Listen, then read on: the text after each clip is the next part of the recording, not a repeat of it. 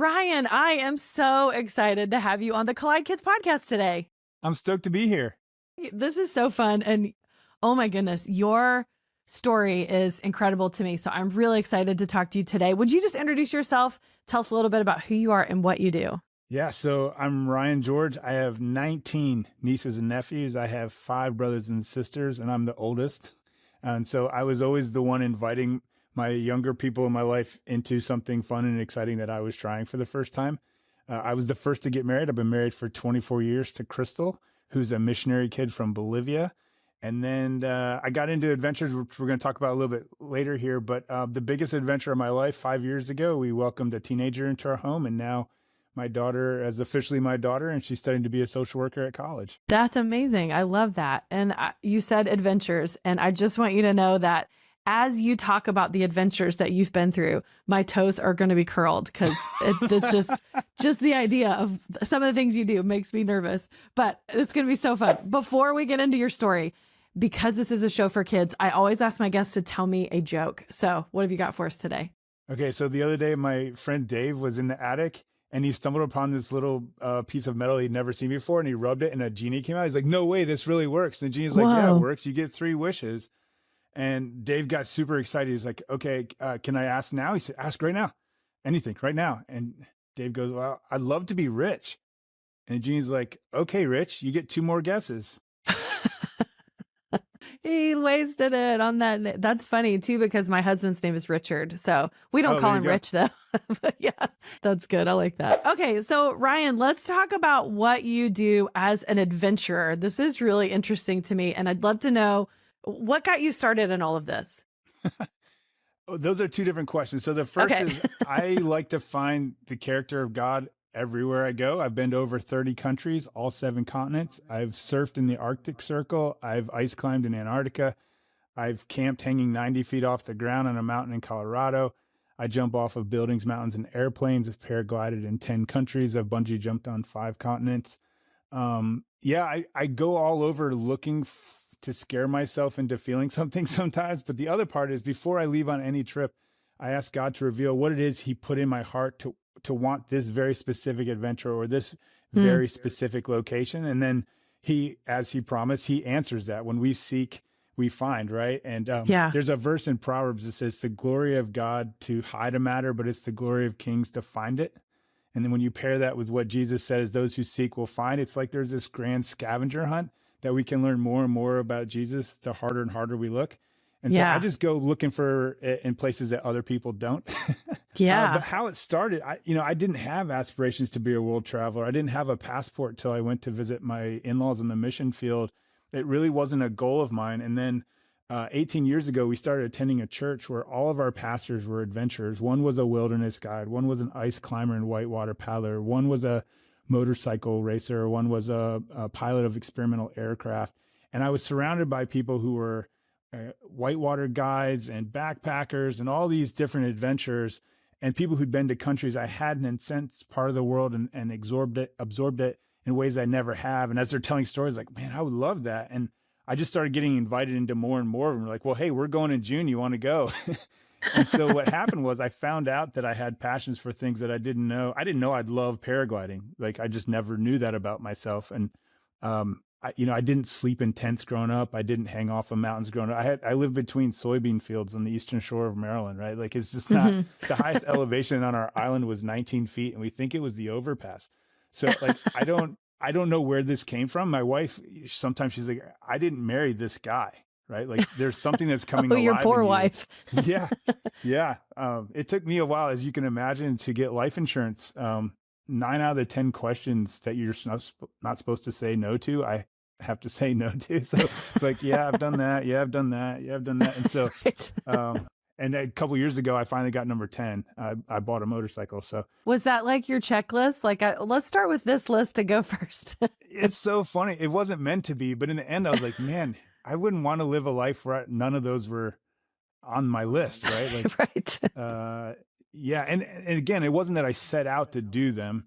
Right. But it's that after you experience one, you'll meet somebody, like you'll be in New Zealand and you're going over, my brother and I went over the highest waterfall that's commercially navigated in the world. And We're like, this is awesome. And the lady's like, what are you doing here? You have the best whitewater 3 hours from where you live in the United States. And you're like, oh, I didn't know. So I come back to Virginia and I find out. And sure enough, my buddy was a guide on that river, And so as you go to the different, when I sailed to Antarctica, it takes, 2-3 days each way to get down there. And you're just stuck on a ship with no Wi-Fi, no cell service, no nothing. And you just start talking to other people crazy enough to go to Antarctica and hearing, like, I have 2 friends that have run with the bulls in Spain. Like, oh my gosh. I just don't even know. I have one friend who she snorkels and dives with blue whales and orcas in the wild, like not at SeaWorld, like south of Australia, just goes out. Yeah. And then you just go, well, that sounds fun. Like, well, hey, I'm going next August if you want to go. Yeah. See, this is the difference between you and me, Ryan, because if someone said to me, I would do that, I'd be like, why would you do that? Like, and you're like, let's go. Like, no, I don't want to go with you. So that's amazing. And I think that is true, that God put something in you, that desire. And then when you're surrounded with people, I'm sure it's a better experience when you go with someone else, right? Yeah, although I would say most of the adventures that I'm known for, I didn't take anybody from Virginia, right? Because it's either a scheduling conflict or a financial situation, or they have to use all their vacation days for their kids. It's a situation, we didn't have a kid till I was 42 years old. And so most of my friends during my 30s just weren't free to do the things that I was free to do. But I was always doing them with somebody when I got there, right? Like, right. And I think that's a spiritual principle. A lot of times you can show up to a place alone, but come home with new friends. Like, you can go to a Taylor Swift concert alone and come home with like 5 friendship bracelets, right? Yes. Like, that's just how it works. And I think that works that way in the kingdom, that when we say yes to Jesus, even if we have to do it alone, what we find out is when we get there, that there are other people who are called to do the same thing. And now we have a new collection of friends and people who are cheering us on. Right. And so, but the big principle was that as I would go past that line of I've never to I just did, it was such an enriching, fulfilling experience that it became habit forming to go, yeah, I've never gone out on the wings of an airplane while I was doing aerobatics, but man, when I jumped off a cliff, that turned out okay. And when I jumped off the 63rd story of a building, that turned out okay. Yeah. And so you just start doing it. And when I got done my first wing walking class, my classmate yelled across the tarmac, "How is it?" And I said, "I've never felt more alive." Yeah. And so what you realize is that in those moments when you move past your fear into your faith, that it's heavily rewarded. And scientists are still struggling to figure this out, but they think it's almost proportional, that the more scared you are, the more dopamine and epinephrine and all the other things that you get as a reward chemical. And so in some ways, and this works away in our faith as well, right? Like, the harder it is to say yes to Jesus, to surrender something, it seems like the more reward we get for making that surrender. Okay, so you got to walk us through. You did a walk across a biplane while it's doing acrobatics. Is that what you said? Aerobatics. Yeah. Aerobatics. Explain this. So I fly up. She's a great instructor. I think she's a Sunday school teacher at a local church. Her kids fly with her. It's really cool. Her husband, Mike, is a aerobatic pilot, and he trains other aerobatic pilots. But what they do is, like, those old biplanes, they're like 1938 biplanes that pull like the big banners over the stadiums. That's when they got into it, was they were pulling banners over stadiums. Okay. And what you do is you get about 3,000, 5,000 feet up off the ground, and the pilot wiggles the wings to let you know it's time to go. You unbuckle your seatbelt and you climb up onto the top wing. And then once you're up there, he starts doing loop-de-loops and rolls and stalls. Then he wiggles the wings. You come back down, put your seatbelt back on. He takes the plane back up higher. He wiggles the wings again. You get out and you walk on the bottom wing out and you hold on there. And then he starts doing stalls and spins and loops and stuff like that. And so, are you clipped in? Like, are you like connected to the plane while you're walking on top? So you have they call it a lanyard. So you're wearing like a rock climbing harness that has a safety line. It's clipped to the plane, but if you were to fall, you'd just be hanging below the plane. Okay. I was student number 1100, and they said they'd never had anybody at that point had ever fallen and even relied on the harness. You choreograph it. The reason the class takes so long is you can't just step anywhere on a biplane because the wings are actually made out of fabric. Oh, okay. And you wouldn't want to put your foot through the wing, right? Right. And so there's very specific places where you can step your feet. And I am an uncoordinated dancer. You don't want to see me at a wedding. Like, I couldn't do any of that stuff. So it was nerve-wracking to me, less about how high up I was and more about getting my feet in the right position at the right time. Yes. but yeah, you walk through this choreographed steps to get to where you are, and then you hold on for dear life. Nice. And then they go to aerobatics, or are they flipping you around? Well, the plane is, yeah. So you can do, you can pick any number of stunts. You do 6 per wing while you're out there in the class. You do stalls, rolls. Yeah, they do this. They do a thing called a hammer stall, which is really cool. The plane goes straight up and then it stalls and falls backwards. That's my favorite. And they do it one each way. So when it goes up, it'll stall to the left. And when you're out on the left wing, you're stuck in the middle of the air and the plane goes around you while you're weightless. That one's awesome. When he hammer stalls the other way, he stalls and the plane looks like it's sitting still in the sky and you go around it before you drop towards the ground. But the last time I took the class, we got up to 155 miles an hour pointed straight at the ground, which is the fastest I've ever flown at the ground in my life. Have you ever heard of roller coasters? Like, can you get the same feeling from a roller coaster? No, it's not the same. I have not done a roller coaster since 2006. After you've done some other stuff, like it's just a bunch of shaking, and the lines are way longer at a theme park than where I go to do stuff. So what was your first thing? Like, what was the first thing that got you started on this? Was it bungee jumping or rock climbing? What was the first thing that really like tipped this off? Like, this is it. This is what I got to do. So I don't know if you're going to believe me or not, but in 2nd grade, it was when I started jumping my bike. So I kept trying to jump my little BMX bike higher and higher and higher off the ground.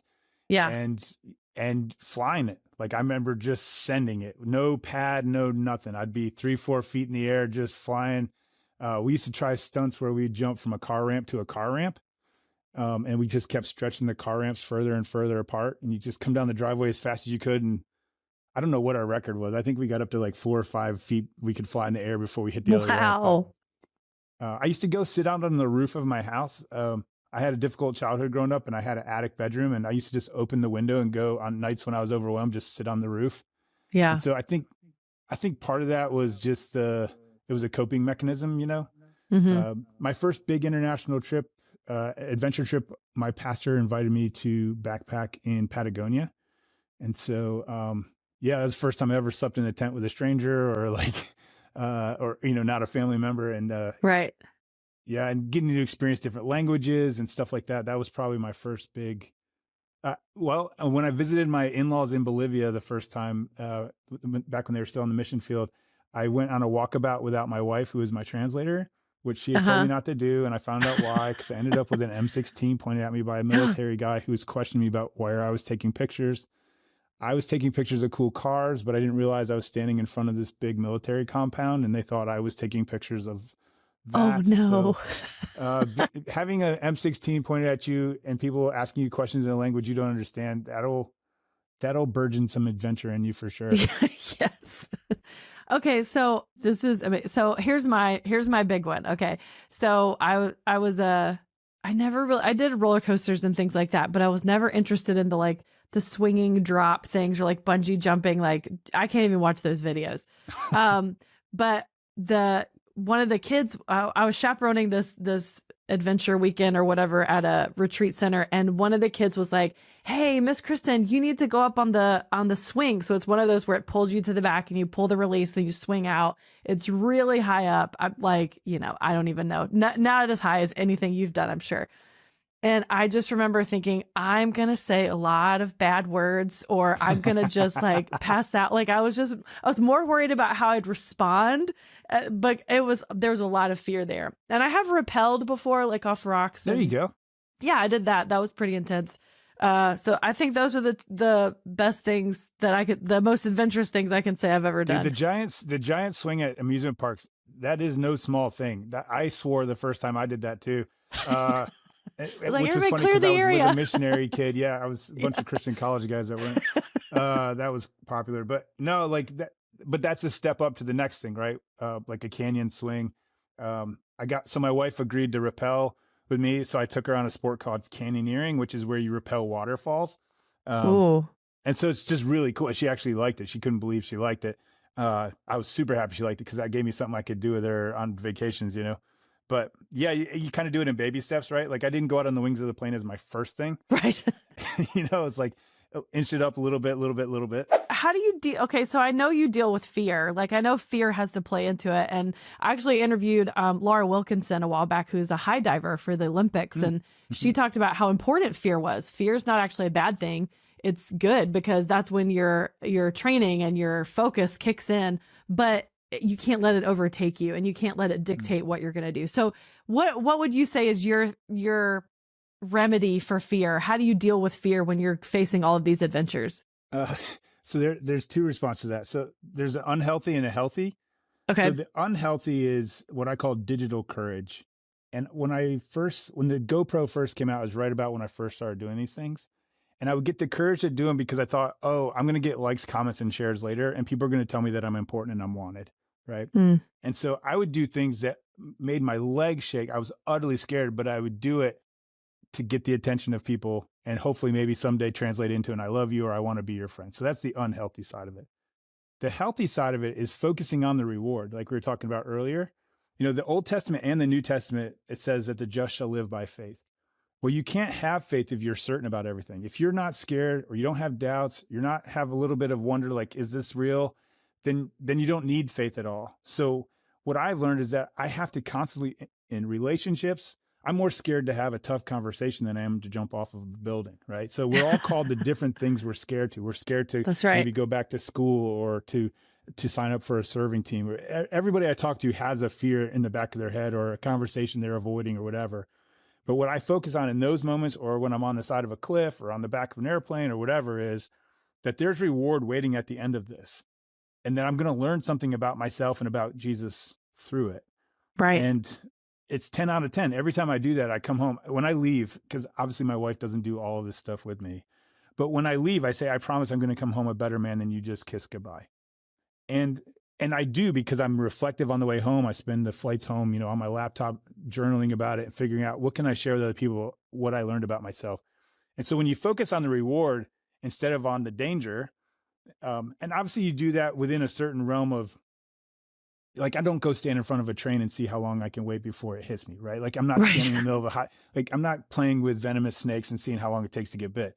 Within reason, I do my homework and whatever, but to know that, yes, I'm scared, but scared is good because I'll get reward for it later. Yeah. And I liked what you said earlier too, where you ask God to show you something new in the midst of that, so that you can see different things about who he is or who he created you to be every time that you take this step. And it's like the verse in James. It made me think of that verse in James that says, when we ask God for wisdom, he gives it to us generously. Right. So like when we ask God, will you show me something? He's going to show you. Like, he's really going to show you. What are some things that you've learned about God or about yourself and your relationship with God through these adventures?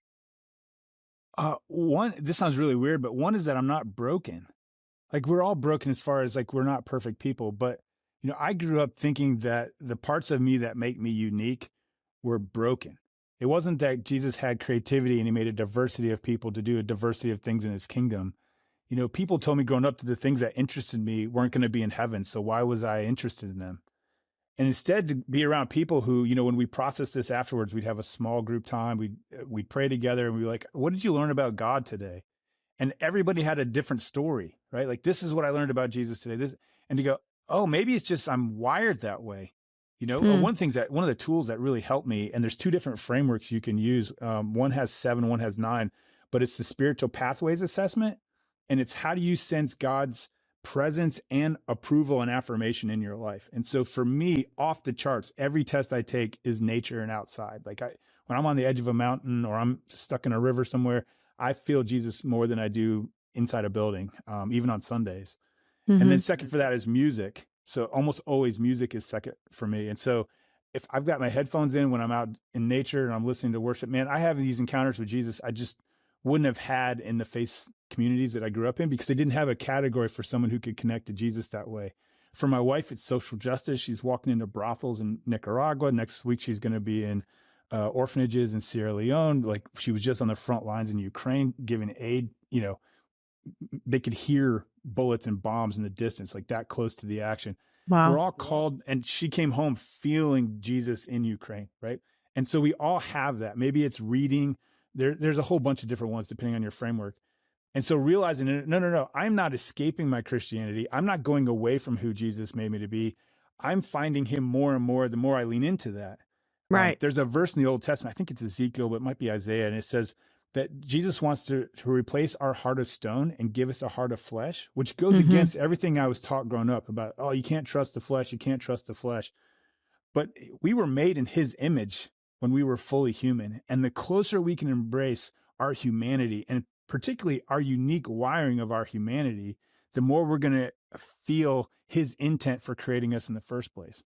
Yeah, that's so true. And that's a really good point too, to think of we're created to appreciate who he is in different ways. And so somebody might really enjoy being outdoors and loving and worshiping God in that setting. And then some people have different ways that they connect with God. So I think that's a good reminder too. So tell us, what are some things that you've done? Maybe you've walked into a situation like you're going to do this thing and then you're like, no, I can't do this, or it was too dangerous. Have you ever like stepped back from something and said, I can't do this?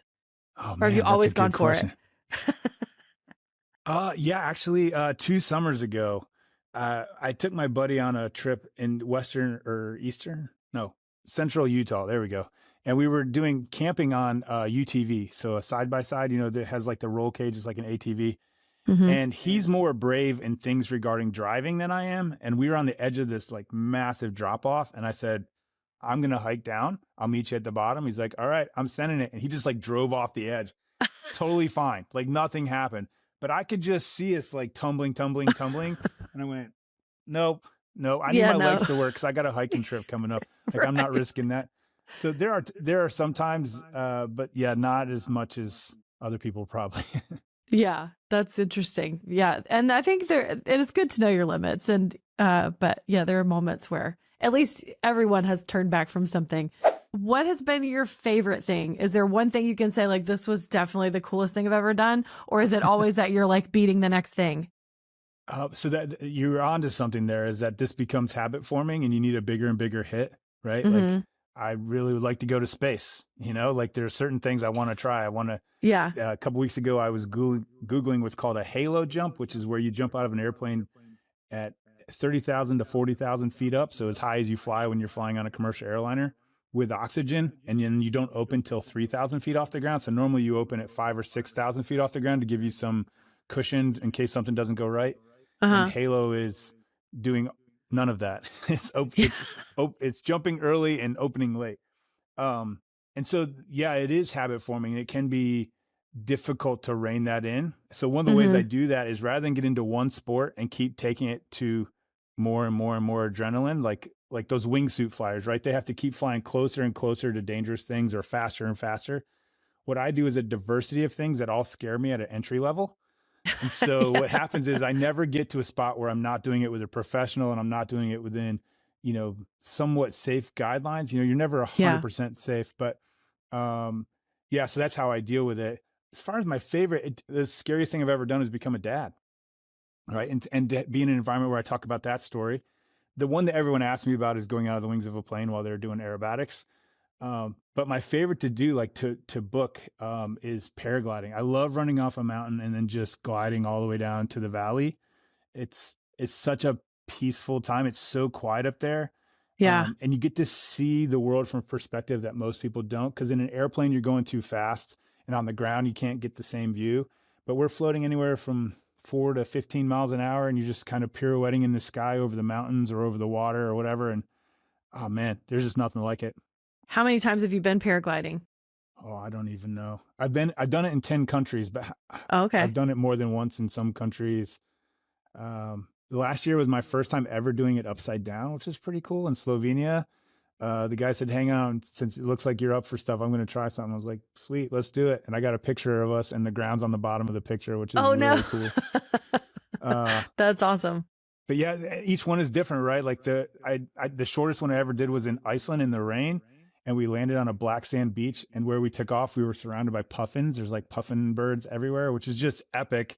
Yeah. But it was the shortest, most like no frills flight I ever had, but it's high up there on the list. And then I had one time in Switzerland, we jumped off near the Matterhorn in the clouds, and we couldn't even see the ground, which normally would make for not cool experience. But then the clouds parted while we were up there, and we got to run our hands to the edge of the clouds while we're going back and forth as the sun came out.